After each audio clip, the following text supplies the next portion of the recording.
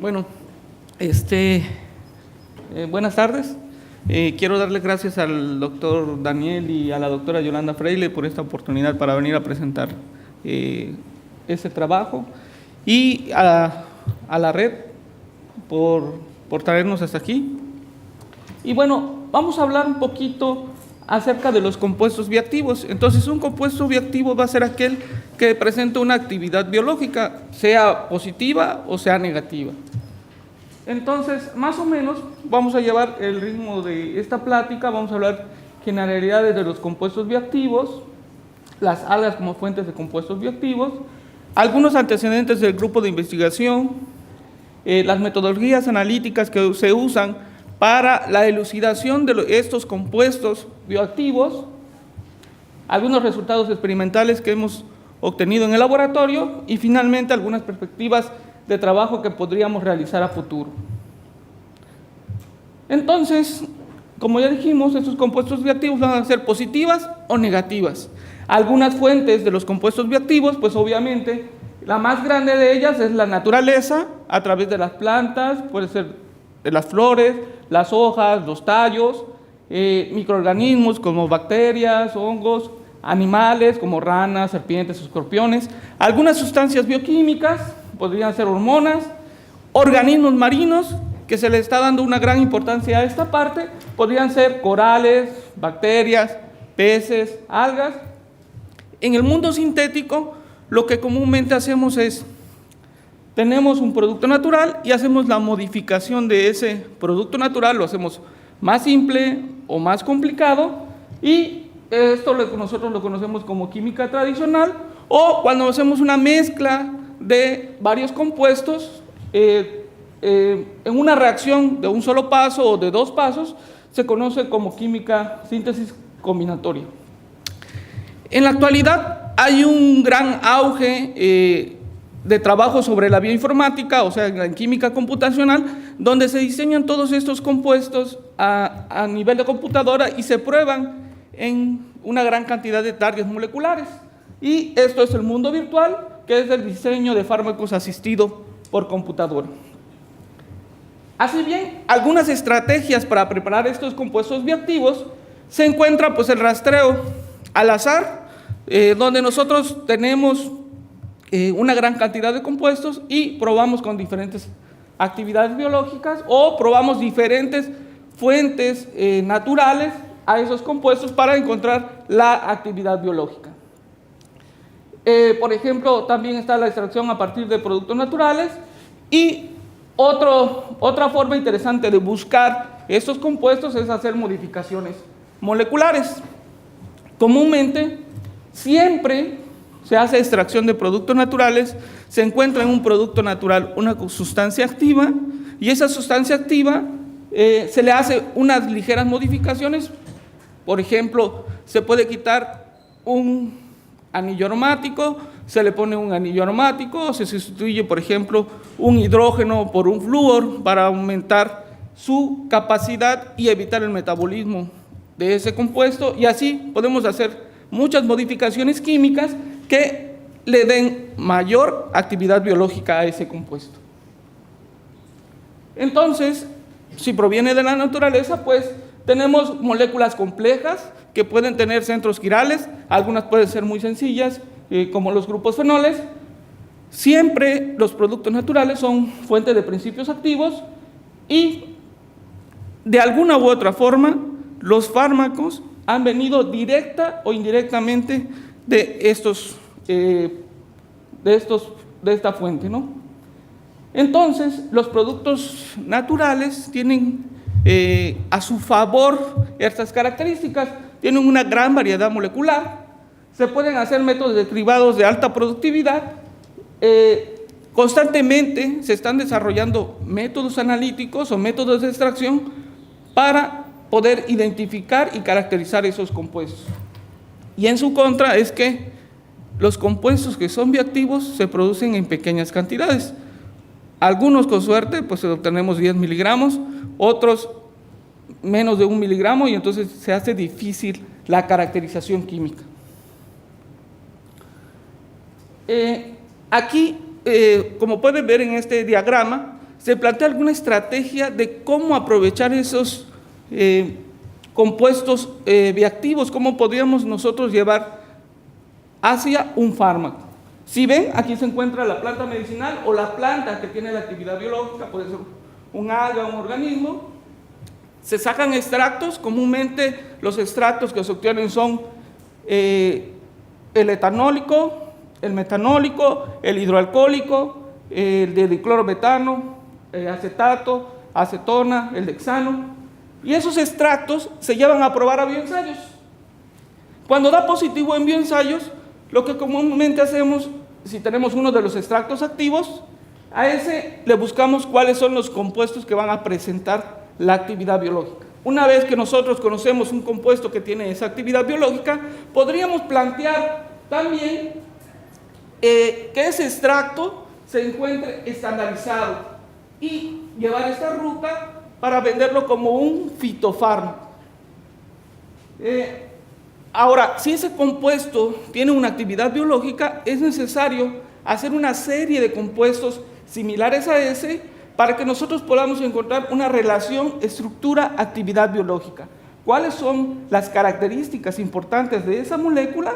Ver, por ejemplo, si tiene un grupo voluminoso, si tiene grupos electroatractores o electrodonadores, y de acuerdo a esas características diseñar un nuevo compuesto que va a favorecer a la actividad biológica o mejorar, por ejemplo, tratar de evitar, por ejemplo, esta parte, los estudios de toxicidad, evitar que ese compuesto sea menos tóxico, sí, que sea seguro. Y finalmente, esta es la parte preclínica, y finalmente cuando nosotros conocemos si ese compuesto, conocemos la toxicidad de ese compuesto, el margen de seguridad de ese compuesto, y algunas pruebas en animales como la farmacocinética o la farmacodinámica de él, pues finalmente se lleva a ensayos clínicos y puede empezar la producción a nivel industrial. Eso no va a garantizar que ese compuesto llegue a ser un fármaco o un fitofármaco en este caso. ¿Por qué? Porque viene una complicación un tanto diferente, como es la formulación farmacéutica. Muchos compuestos en la formulación farmacéutica se han quedado. Por ejemplo, hubo un fármaco que cuando tú ibas al baño, hacías la orina de color azul. Entonces, como es de color azul, pues no es normal, ¿no? Y por ese simple hecho de cambio de color en la orina, fue rechazado para salir como fármaco. Entonces, sí es un poco contrastante lo que se tiene que llegar para hacer un fármaco. Entonces, el tema de la plática se ha centrado en las algas. Vimos en las anteriores pláticas la producción, un poco de la genética, un poco de cómo se pueden hacer modificaciones, un poquito de cómo cambian los metabolitos respecto a cómo se da en el cultivo y en forma natural.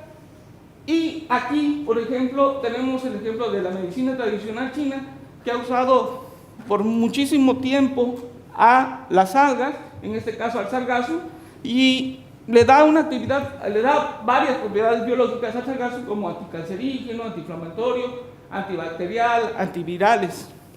Entonces, en esa sección les voy a mostrar solo una pequeña fotografía de cuáles son esos compuestos o muy poquitos compuestos que presenta la actividad biológica, y a lo mejor ustedes ya lo conocen, son bastante conocidos.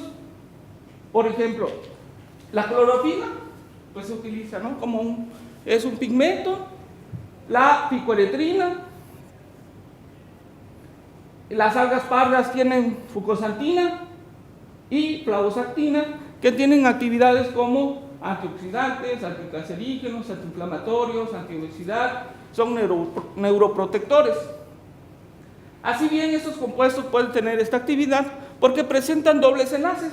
Estos dobles enlaces, y por ahí deben de tener un grupo aceptor de electrones o un grupo donde se pueda deslocalizar un electrón.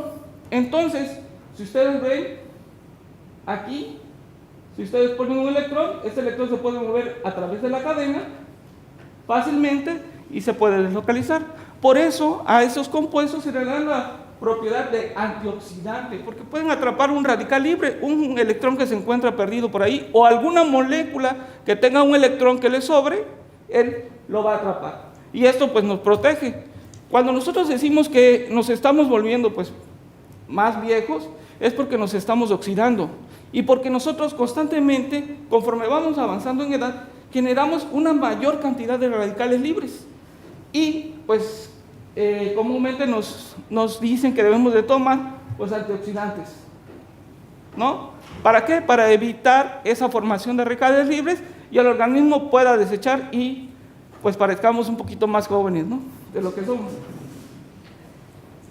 Entonces algunos compuestos de interés comercial en las algas son como el agar, por ejemplo, que sirve para los medios de cultivo, para electroforesis. El carraquenato puede ser de tipo capa, iota o lambda, dependiendo la sustitución del grupo sulfato que tenga. Y pues se le ha dado una gran cantidad de aplicaciones tanto en alimentos, algunas otras como en pastas, odoríferos. Y lo más interesante es que también inhiben a la inflamación a través de un sistema de quininas, inhibe a la coagulación, inhibe al virus del papiloma humano, al virus del herpes simple, sirve como antioxidante obviamente. Esto probablemente la actividad antioxidante sea por el grupo sulfato que atrapa el electrón, ¿sí? Entonces, unas moléculas pequeñas como estas tienen muchas actividades y se pueden explotar. El alginato, por ejemplo, se utiliza como material de curación, como soporte para encapsular células. Algunos experimentos son tan buenos que con el alginato logran aislar los islotes del Langerhans y hacer experimentos de forma interesante para el tratamiento de la diabetes. Sí. Algunos otros compuestos, o los más conocidos, es como los fenoles, que presentó Daniel en la mañana, que tienen actividad antioxidante, por lo que habíamos comentado, que pueden atrapar un electrón. Los ácidos grasos, que pues son funcionales para el alga, pero también han demostrado que tienen actividad antibacterial y antifúngicos. Los esteroides, como el fucoesterol, tiene diversa actividad biológica. Es anticancerígeno, antidiabético, antiinflamatorio, disminuye los niveles de grasa. Para los que somos gorditos, por ejemplo, tenemos ese problema, necesitamos que disminuya los ácidos grasos. Es antihipertensivo, ¿no? Vean todas las bondades que tiene esta molécula. Es inhibidor del virus de inmunodeficiencia humana, ¿sí? Antiosporótico, ¿sí? No deja que se salga el calcio del organismo, lo mantiene dentro, ¿sí? Antihiperglicémico, disminuye los niveles de glucosa. Entonces, una molécula tan sencilla, bueno, no tan sencilla para hacer la síntesis, pero es una sola molécula que tiene todas las actividades y tiene muchas virtudes. Si nosotros pudiéramos lanzar al mercado esta molécula, pues la venderíamos como antidiabético,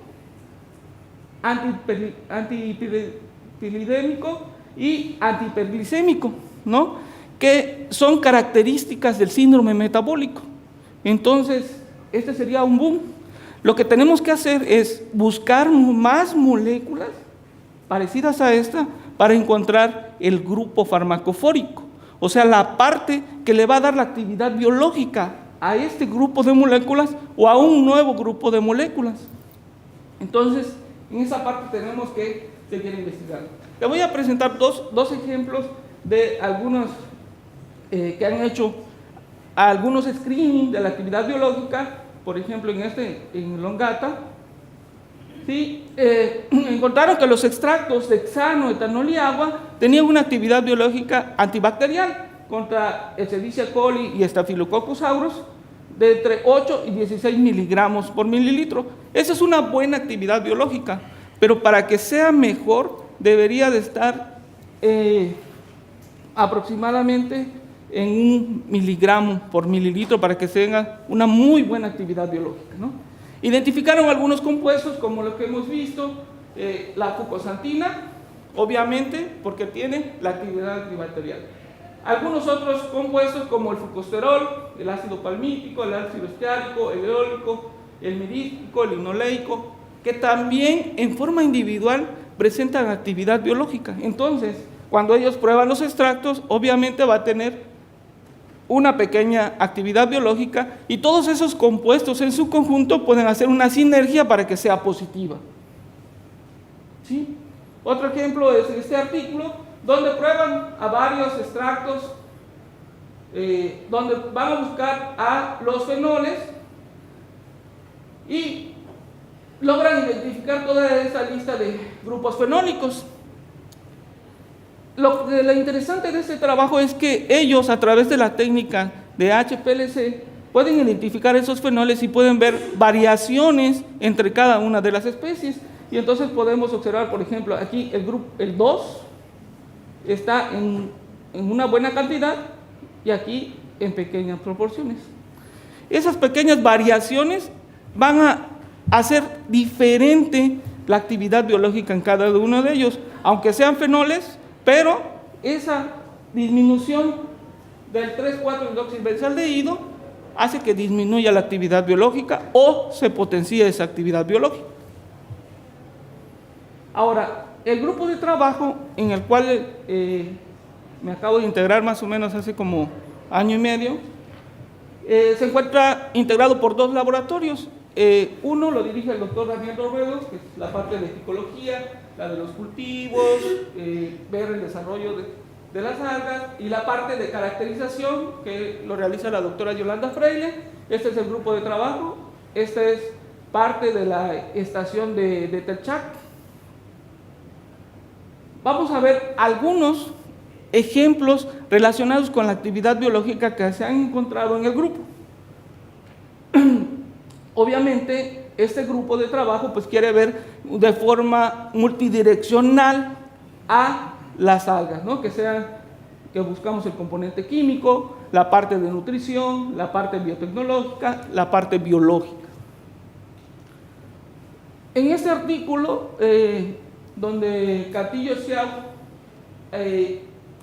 realiza algunos extractos de Lobophora variegata, obtiene los siguientes resultados, donde los prueban contra una enfermedad que tal vez ha dejado de ser importante, como es la Yarden decinalis y entamoeba isolítica, y una enfermedad de transmisión sexual como tricomonas vaginales, donde podemos ver que de forma interesante, cuando los compuestos se encuentran en mezcla en el extracto crudo, ¿sí?, tienen mejor actividad que cuando se encuentran en las fracciones separadas, ¿sí?, para Trichomonas vaginalis. Ahora, el extracto de cloroformo es mucho más activo que cuando se tiene el compuesto que se logró, o el grupo de compuestos que se logró separar, que tenía la actividad biológica. Esto quiere decir que es necesario, por ejemplo, que tenga, miren, esta actividad es de 20 y aquí el extracto de cloroformo es de 0.5. Cuando ustedes le quitan algunos compuestos a se pierde la sinergia positiva y se vuelve negativa.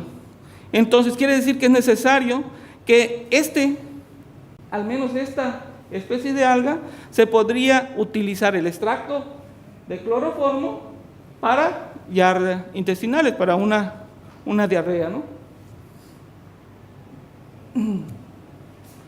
Así hay otro ejemplo donde de forma interesante se hace la variación de fotoperiodos y se le da, por ejemplo, la intensidad luminosa al 100% en el experimento A, en el experimento B el 75%, en el experimento C al 50% y en el experimento D el 0%.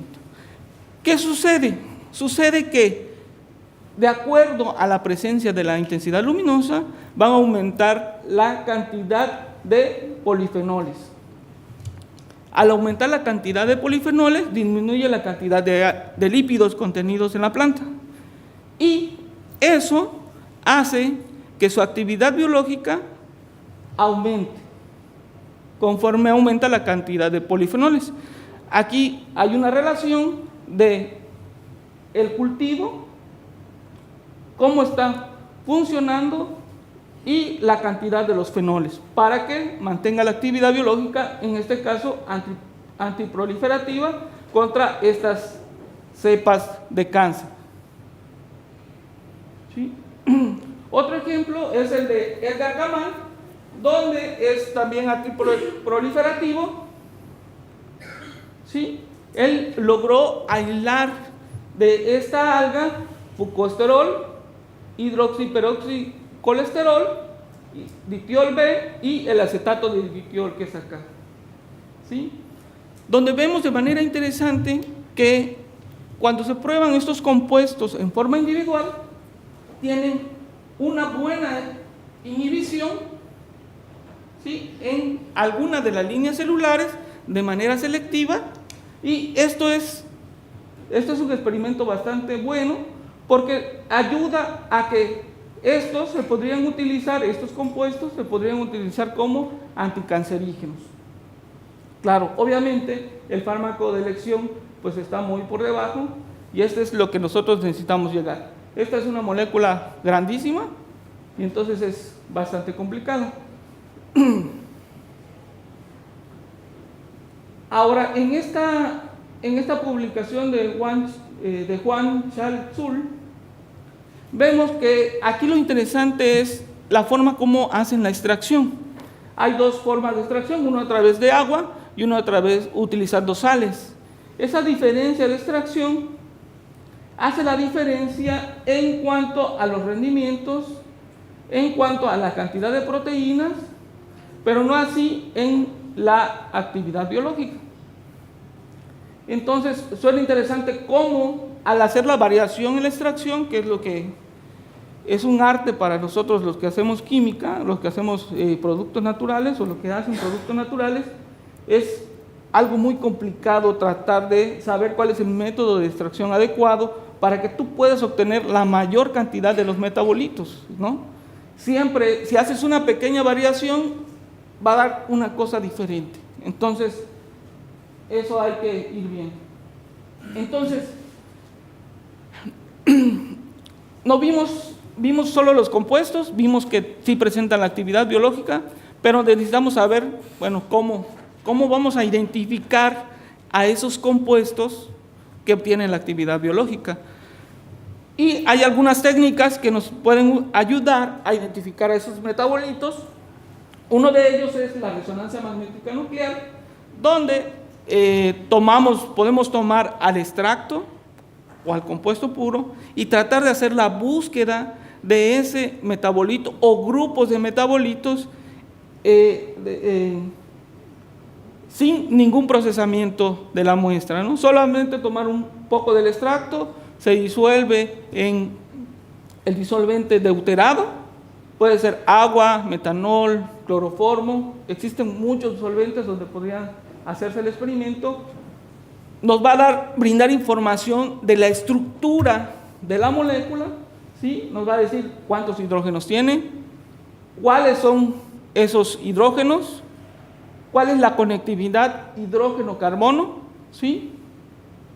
¿Cuál es la conectividad hidrógeno-hidrógeno? Hidrógeno-carbono, por mencionar algunos. Entonces vamos a ver un poquito, unos ejemplos gráficos de cómo se usa la resonancia magnética nuclear. Aquí tenemos un compuesto de síntesis. Les voy a poner algo relativamente fácil como un compuesto de síntesis, donde es muy fácil identificar, por ejemplo, los CH2 que se encuentran en esta región, el grupo, los NH que se encuentran aquí, los hidrógenos aromáticos aquí y el grupo amino acá. Es muy fácil hacer la identificación. Pero ¿qué sucedería con un producto natural o un extracto? ¿Qué tan fácil y qué tan difícil es? Este es un extracto etanólico, donde aquí el trabajo era buscar el cafferol, que es un flavonoide, ¿sí? Donde ustedes ven, miren, aquí hay un montón de señales, ¿no? Y lo que nosotros tratamos de hacer es buscar solamente las señales características de este compuesto. Aquí está el hidrógeno 6, el hidrógeno 8, los hidrógenos 3 y 5, que son estos dobles, y este es el estándar de cafferol, no se parece a este, ¿no? También es un poco complicado tratar de tener esto. Ahora, en carbono 13 el extracto se ve de esta forma. Muchísimos átomos de carbono, donde si lo comparamos con el estándar o hacemos una búsqueda bibliográfica, podemos hacer una comparación y encontrar exactamente los desplazamientos químicos. Aquí está uno, aquí está el otro, por aquí hay otro, por aquí hay otro y aquí hay otro. Entonces nosotros podemos identificar en el extracto un compuesto. Puede ser muy complejo o muy limpio, de acuerdo a la técnica que nosotros usemos. Ahora, para algas también se ha utilizado, donde se ve esta relación, donde podemos ver la unión de este fucoidano y podemos nosotros decir exactamente cuál es el átomo de carbono, cuáles son los grupos CH2 y CH3, ¿sí? Para ese tipo de estructuras. O también decir cuál es la relación manurónico-bulurónico, ¿sí?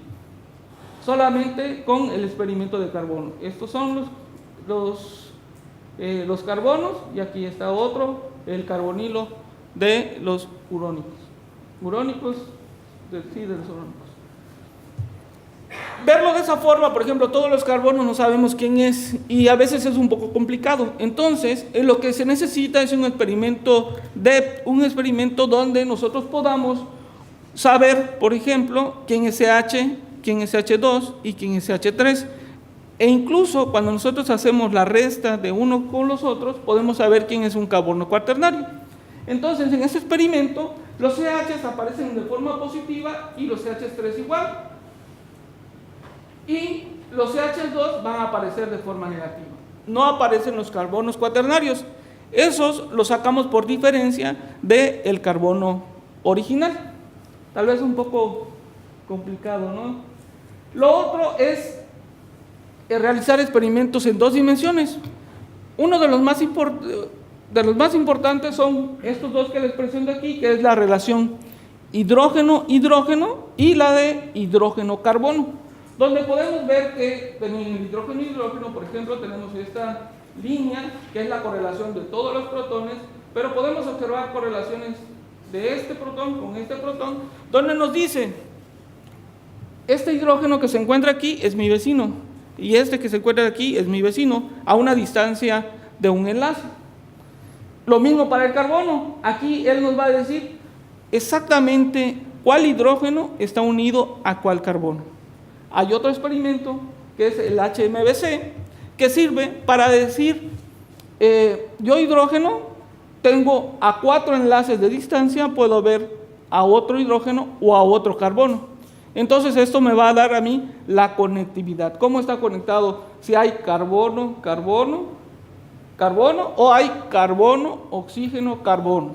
Con este tipo de experimentos podemos nosotros determinar cuál es la estructura molecular. Ahora, otra de las metodologías analíticas para la identificación de compuestos bioactivos es la cromatografía de gases, ¿sí? SOLA, el HPLC y los sistemas acoplados. Acoplados precisamente a masas, porque en masas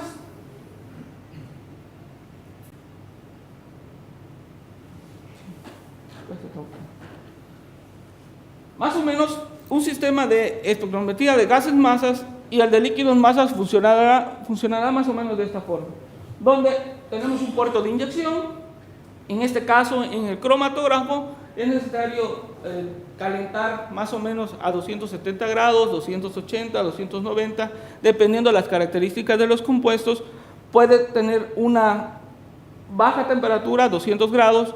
Existen algunos inyectores como el PTB que podemos nosotros empezar una temperatura de 50 grados y hacer una rampa lineal para que nosotros lleguemos hasta 300 grados y evitar que estos compuestos se descompongan en el inyector. Ahora, para HPLC, pues ese no es ningún problema, porque la muestra se mete tal y como viene, es líquido. Entonces, el único problema que vamos a tener es con la columna, que no se queden atrapados en la columna y que sea la columna adecuada. Ahora bien, en gases, cuando ya tenemos nosotros volatilizados estos compuestos, pasa a través de la columna.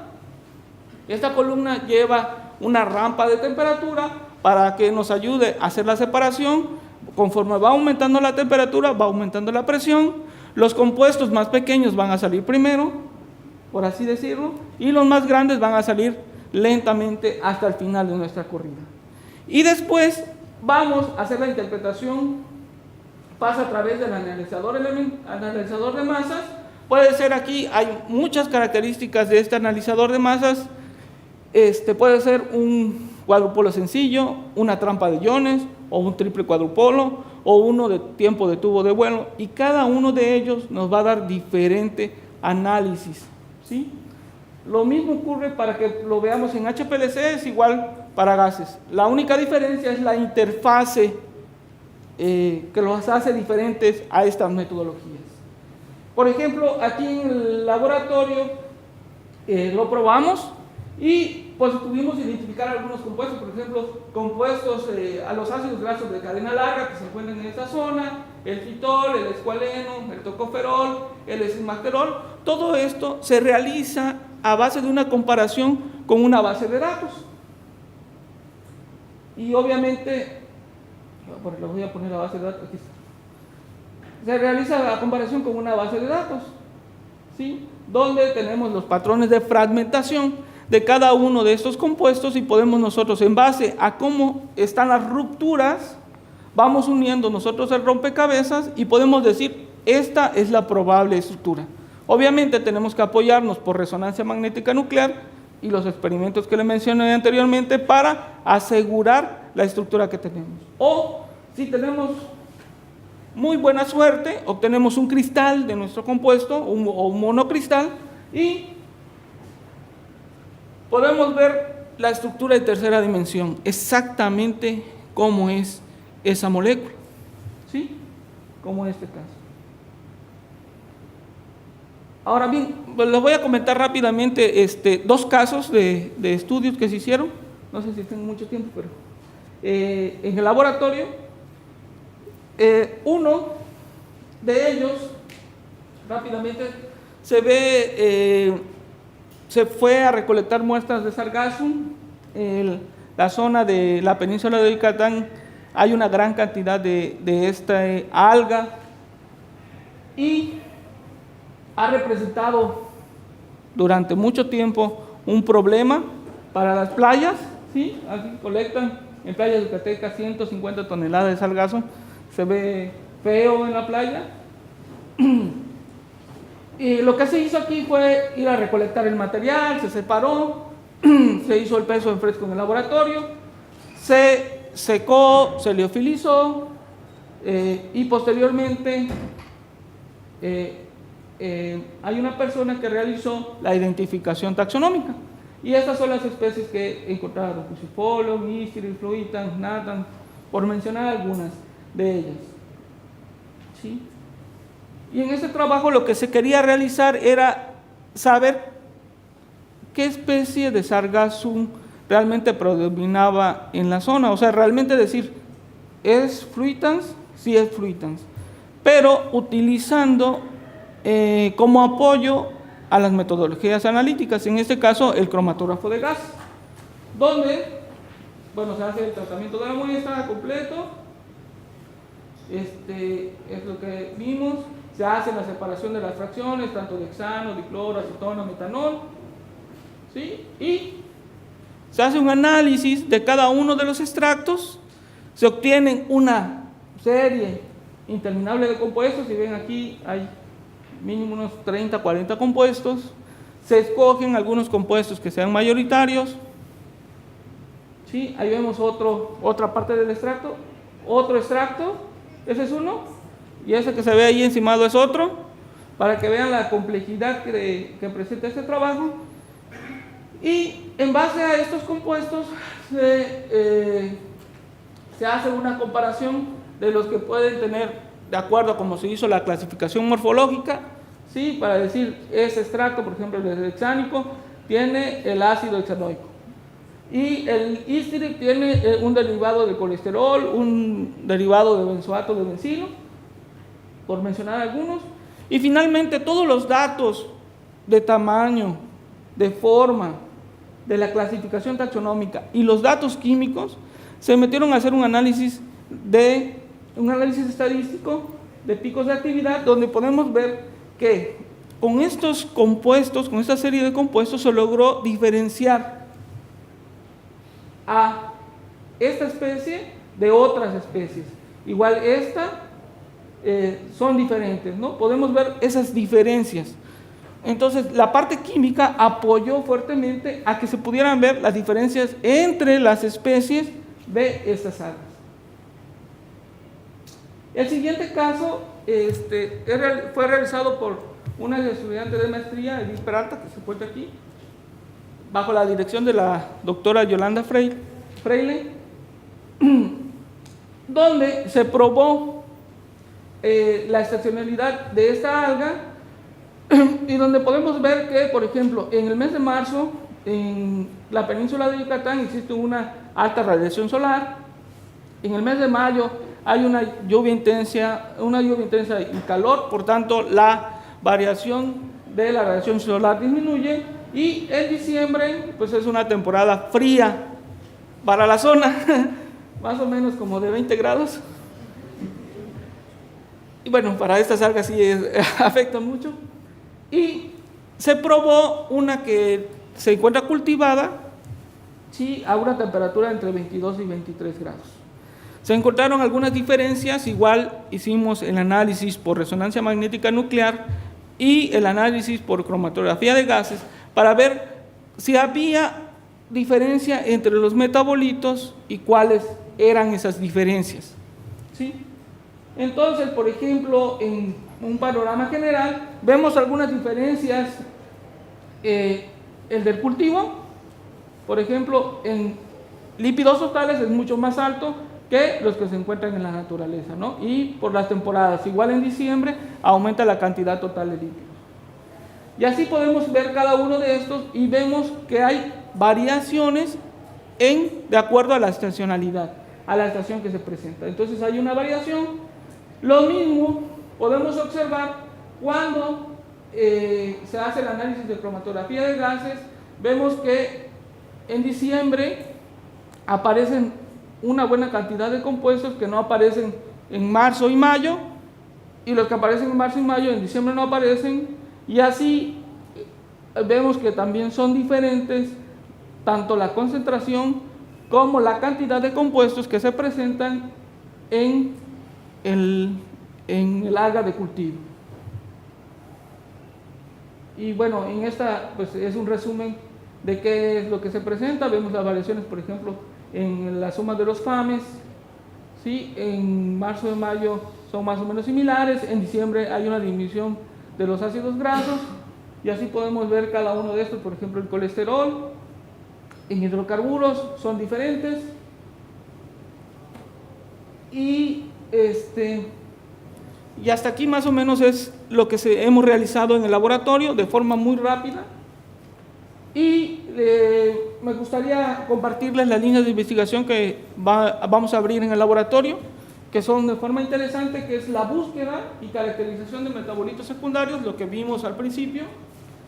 Vamos también a realizar validación de métodos analíticos para hacer la cuantificación de estos metabolitos. Siempre es necesario tener nuestro método validado para que no tengamos ningún problema, no haya ninguna variación. Una vez que encontremos un metabolito que tenga actividad biológica, pues va a ser necesario hacer modificaciones moleculares, ¿sí?, a ese metabolito para mejorar la actividad biológica o disminuir la toxicidad en su defecto, si se resulta muy activo, ¿no? También estamos pensando utilizar el modelado molecular de interacciones ligando-receptor para predecir cuáles serían los posibles sitios de unión. O sea, antes de llevar un compuesto o un grupo de compuestos o hacer la síntesis de un grupo de compuestos, primero lo que haríamos es el screening virtual. Más o menos esta es la metodología, por ejemplo, para la de los extractos, de cómo se podrían extraer. Tenemos el liofilizado, se hace la separación de las fases o macerado y luego llegamos al compuesto. Por ejemplo, en el caso de modificaciones moleculares existen ejemplos de una buena actividad. Por ejemplo, la morfina. Si ven ustedes la morfina, lo que se hizo en este, suprimen un anillo, suprimen otro y finalmente generan, por ejemplo, a la metadona, ¿sí? O al tramadol, que sirve para el dolor, ¿sí? Sin tener adicción a la morfina. Pero la morfina, el producto natural, finalmente es la base de la síntesis o el diseño de nuevas moléculas que presenten una buena actividad biológica, sin los efectos secundarios que probablemente tenga ese producto natural, en este caso, por ejemplo, la adicción, ¿sí?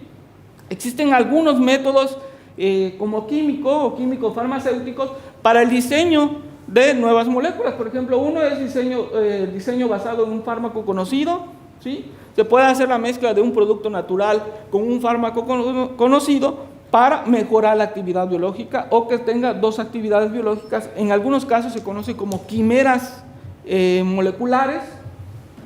Se pueden hacer reemplazamientos bisestéricos.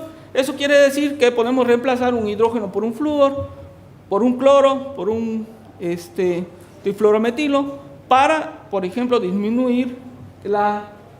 aumentar el tiempo de vida de un compuesto. Se utilizan algunos principios, por ejemplo, la introducción de dobles enlaces, como el principio de lineología, las reglas de Lipinski, que nos predice si ese compuesto va a ser permeable a través de la célula o no, y finalmente el diseño in silico. Podemos utilizar un programa que es gratis y se encuentra en línea. Nosotros dibujamos nuestra estructura, por acá, dibujamos la estructura de nuestro molécula, producto natural, y él nos va a arrojar una serie de datos donde nos va a decir, probablemente tu estructura biológica tenga tal actividad. Antes de que nosotros gastemos en un bioensayo, antes de que probemos demás, nos va a decir, estas probablemente sean las actividades biológicas y nosotros nos vamos a ir directo a una actividad biológica definida o que nosotros queramos. Ahora bien, entre más alta la probabilidad biológica que te dé este programa, quiere decir que hay un compuesto parecido o hay un fármaco parecido, muy parecido a él, por eso hace una probabilidad alta. Pero si da probabilidades bajas, no tenemos por qué desanimarnos. Eso quiere decir que no hay ningún compuesto y entonces tiene una alta probabilidad de que sea una nueva entidad química. Y eso es lo interesante. Si es una nueva entidad química, pues no se sabe nada sobre esa molécula, ¿sí? Y finalmente, pues el diseño asistido por computadora, donde tenemos la estructura química, en este caso está la molécula del tarsol, y lo que se quiere es mejorar las propiedades farmacológicas de esa molécula. Tenemos que ver la farmacología, la física, la reactividad, cuál es el tamaño de la molécula, cómo son los movimientos de los electrones, identificar primero a un líder o un hit, ¿sí? Hacer la optimización de ese hit. Más o menos un hit en actividad biológica está en 10 micromolar, a ese se lo considera un hit.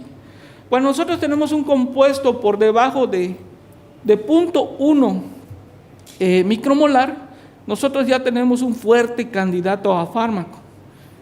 Y si nosotros logramos a tener un compuesto que tenga 1 nanomolar, solo necesitamos una nanomolécula de ese compuesto y que presente la actividad biológica, es seguro que es un potencial candidato a fármaco y hay que invertirle más tiempo para hacer más pruebas y optimizar a ese compuesto.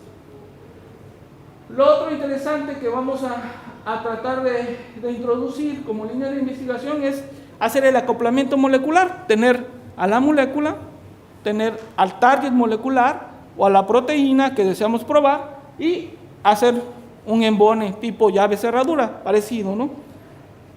Puede ser de dos tipos, puede ser rígida, la proteína, o puede ser flexible, ¿no? En dinámica molecular. ¿Sí? Y más o menos eso es lo que obtendríamos. Lo otro que también podemos hacer a través in silico, antes de hacer algunas otras pruebas biológicas, es hacer pruebas de predicción de la actividad biológica in silico, como la absorción, si se puede absorber fácilmente ese compuesto, si se puede distribuir de manera fácil, si tiene estabilidad metabólica. Hay softwares actualmente que nos dicen cuál podría ser los posibles sitios de degradación o los posibles metabolitos del compuesto. Finalmente también nos pueden predecir, si ya sabemos cuál es el metabolito que se va a formar dentro del organismo, cómo se va a excretar, y también saber cuál podría ser tóxico. ¿Sí? Y hasta ahí es todo.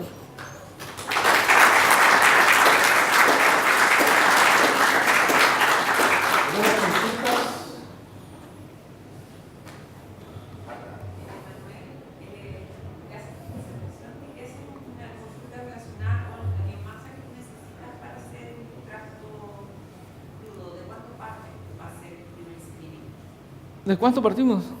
Híjole, ¿cómo?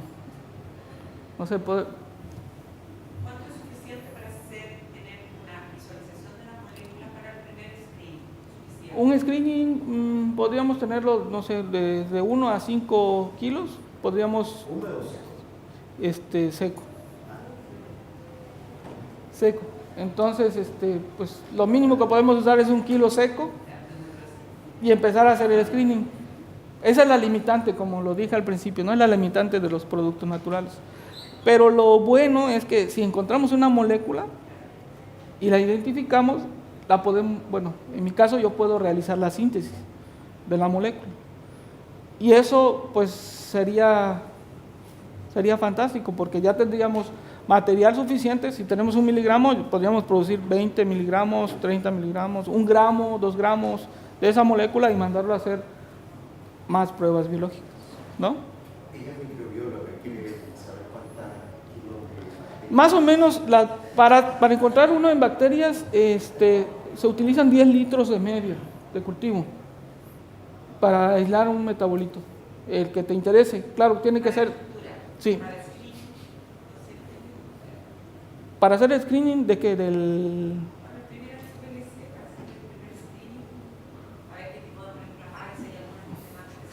Yo creo que 1 litro, con 1 litro alcanzará de medio. Ajá.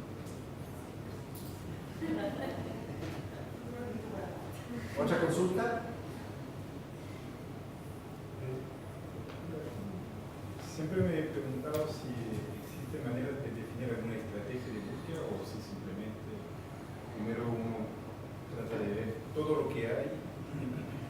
No, ajá. Porque mencionaste que a veces se trata de usar moléculas conocidas o fármacos.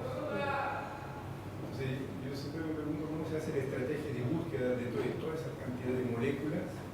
¿Cómo vamos a ir a buscar una que tenga eventualmente ciertas propiedades para hacer esto? Ajá, sí. Si proviene de producto natural, se hace ensayos biodirigidos. Eso es, nosotros preparamos el extracto, así, por ejemplo, el extracto, comúnmente es el extracto etanólico o metanólico o hidroalcohólico, y ese se prueba. Si presenta actividad biológica, se continúa con los siguientes experimentos, que el siguiente es el fraccionamiento. Entonces fraccionamos en hexano, dicloro, acetato, en otros solventes. Ya que tenemos ese fraccionamiento, se prueba, y el extracto que salga activo, ese es el que se toma y se sigue con la cadena. Seguimos fraccionando y vamos haciendo la búsqueda dirigida, solamente al que tenga actividad biológica. Obviamente, habrá extractos que no presenten actividad biológica al principio, pero a lo mejor podrían tener la actividad biológica. Entonces, pero eso es una estrategia, tiene que ser biodirigido, ¿no? Siempre buscando que tenga actividad biológica. Bien, muchas gracias.